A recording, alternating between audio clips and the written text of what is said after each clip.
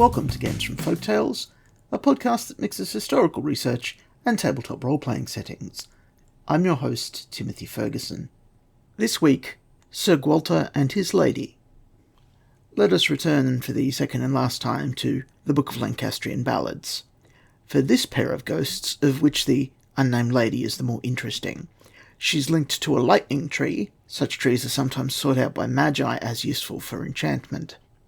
She may have powers related to the weather, or may be strangely transformed into a dryad, sparking original research. As a note on names, the GU formation changes over time to a W, so variants of this story call him the more modern Gualter. Note that yew trees are associated with death in many parts of England. A supply of them was desired to make longbows, but their leaves are poisonous to sheep. In many areas, people chose to grow yews in graveyards because the walls protecting graves from defilement with animal manure also saved livestock from harm. Getting killed under a yew might have necromantic significance. Thanks to Phil Benson and his LibriVox production team. Starts eventually when Mythic Europe magazine is done. At Northern, near Manchester, there was, till very recently, an ancient ferry across the River Mersey from Lancashire to Cheshire, called Northern Boat, the village of Northern, or Northenden, being in the latter county. Now ferry me o'er, thou good boatman, I prithee ferry me o'er, that I may see my lady to-night, or I never may see her more. The winds blow high and the stream runs strong, and I dare not ferry thee o'er. Thou canst not see thy lady to-night, if thou never dost see her more. I will see her to-night if my life be spared, for I've heard the death-owls scream. Who has heard it once may not hear it twice, she must hear my awful dream. My boat is moored, and I will not cross. Sir Knight, thou mayst away, or rest thee to-night till the morning's light.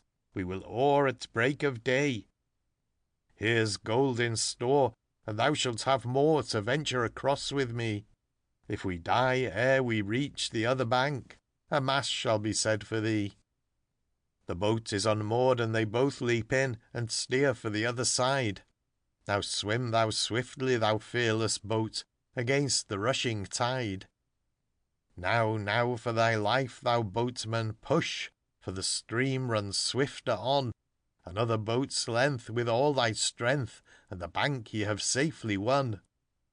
'Tis past, they have reached the side, and they both leap on the bank.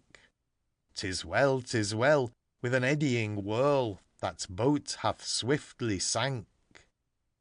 Sir Gualter hath given the boatman gold, thence hastes to the trysting tree. What a rueful sight for a gallant knight was there for him to see. The Lady Isabel blackened and scorched by the lightning blast of heaven, and that stately tree where they oft had met was leafless and blasted and riven. He kneeled him down o'er that lifeless form, and the death-owl o'er him flew, and it screamed as it passed on the rushing blast. Then his fate Sir Gualter knew.